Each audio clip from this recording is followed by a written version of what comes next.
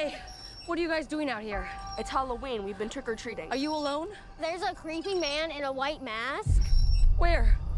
and he keeps like trying to play hide and seek with us. Where did you see him? Look! Run! Go home now!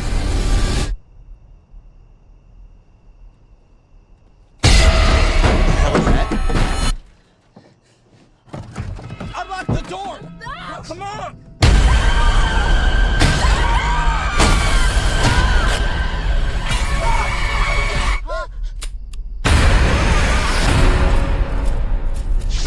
We killed Michael. My grandmother set the fire.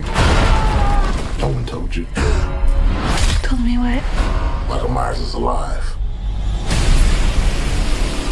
A man couldn't have survived that fire.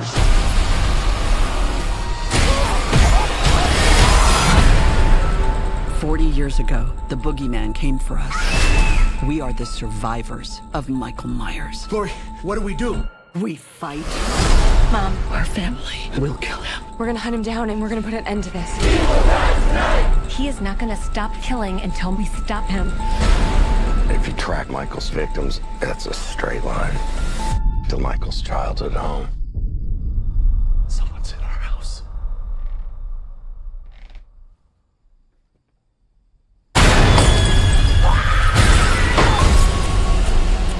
He is coming for me, but I'm coming for him.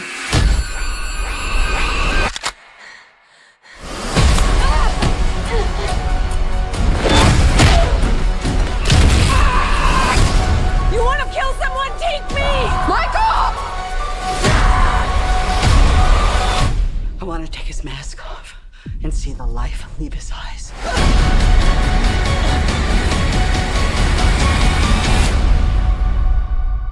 Hey, what's going on, people? This is Speederman here once again with another film review. And the film I'm reviewing today is called Halloween Kills. Now, this film, of course, is a sequel to the 2018 Halloween film. Picks up right where that one leaves off, same night. Sort of like Halloween, the original Halloween 1 and 2. So, if you guys haven't seen this movie and you don't want it spoiled, then I probably wouldn't watch this review or skip to the end, you know, whatever you guys want to do, because what I'm going to talk about is kind of be some spoilers. So first, what I like about Halloween Kills is that they brought some of the OG characters back from the first two films, and that was really interesting to see that. And they brought back was it the nurse Marion Chambers, I think was her name. You had Tommy Doyle, the little kid from the first film, and you had Lonnie and Lindsay. So you had some of the little kids from the OG Halloween film in here, you know, and yeah, it was nice to see everybody, you know, all reunited. And I mean, yeah, so that was one thing I like. Another thing I like about this film is that they made Michael Myers more brutal in his killings. First film, a 2018 film, I felt like he kind of held back, you know, like they really didn't let him go crazy on his victims. And in this film, you know, he does just that. He goes crazy, full force, you know, just like we know him to be from these older films, from the OG films, even from Halloween 4 and 5, which I thought some of the kills, even in those films, were pretty brutal. But yeah. There's also a lot of references in this film, man. Like, I was sort of surprised of how many references. I knew there was going to be some references, but man, I was still like pleasantly surprised too. Some people kind of complain that there was too many references, they overdid it, and I get that, but I kind of enjoyed some of the Easter eggs from the other films, even from Halloween 3. There's even like references from that movie. And that was kind of cool how they did that. I like that part too. So that was two things I like about the film. The story is where I kind of was like, okay, they could have done this better. This is more, you know, it kind of plagues every Halloween film before it, you know. But I was like, okay, I wasn't expecting much, but I sort of knew the story, where it was going or where it's going. But yeah, I mean, at the core of it's another, you know, this is like a Michael Myers, Laurie Strode kind of thing going. Also feels like a revenge kind of film. But in this film, I felt like, because this is a problem with a lot of slashers and, you know, even old ones, new ones. A lot of people in these films really do dumb things that get them killed. And I thought for this one, man, you could at least kind of tone that down. And I felt like the movie was trying too hard to be funny. And I mean, I wish it would have been more serious, I guess, had more of a serious tone.